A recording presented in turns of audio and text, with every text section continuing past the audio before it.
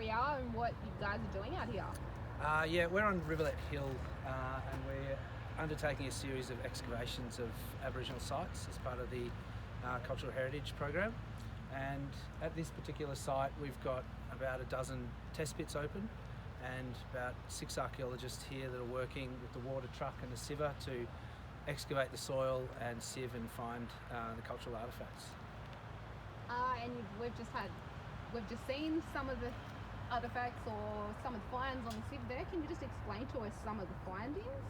Yeah, we've been finding up here a lot of quartz material, but we just found in the sieve a large tuff core, and a core's a tool that Aboriginal people use to flake off other bits of stone that they'd use for cutting or scraping. So the core was your kind of resource that you carried around, and when you needed a sharp implement, you chip a bit off and use that as your cutting tool, your knife.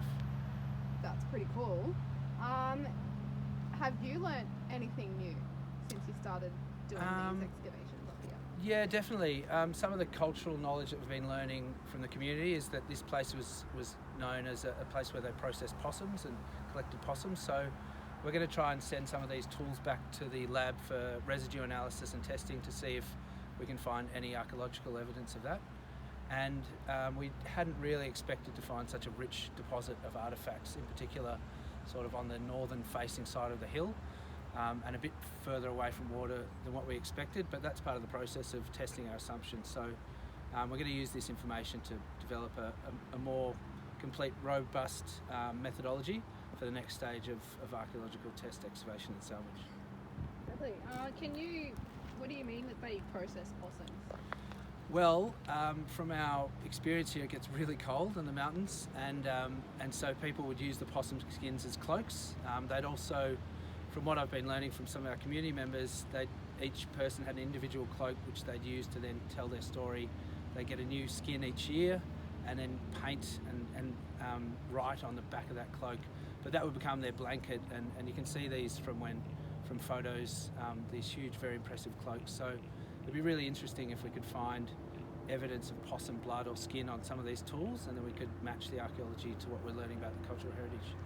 And as someone who's not Indigenous, can you please just explain the importance of these finds, the importance of, learning these things about the possums, and, what's the importance of that?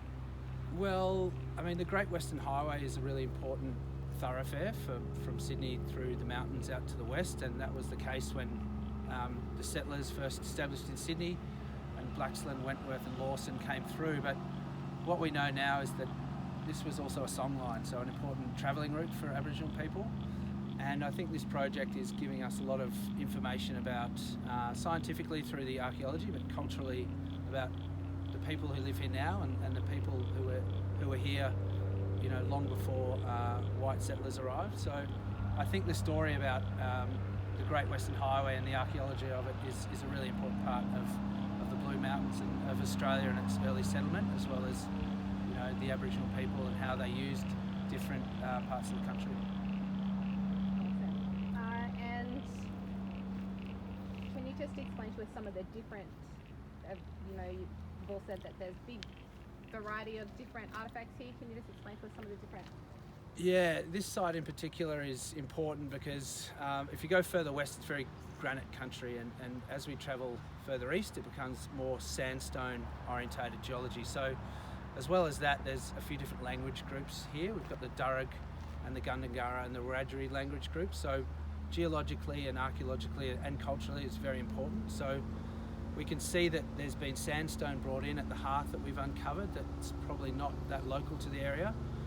And we've found tuff and quartz and other types of artefacts that have been introduced. So this might well be a place where people had travelled and traded different stones and met to do their, complex tribal interactions. So we can't learn a lot of that, but a lot of what the archaeology can tell us is that, it was an important place by the number of artefacts we're finding, and then the different types of artefacts show that they were being introduced from all over the place.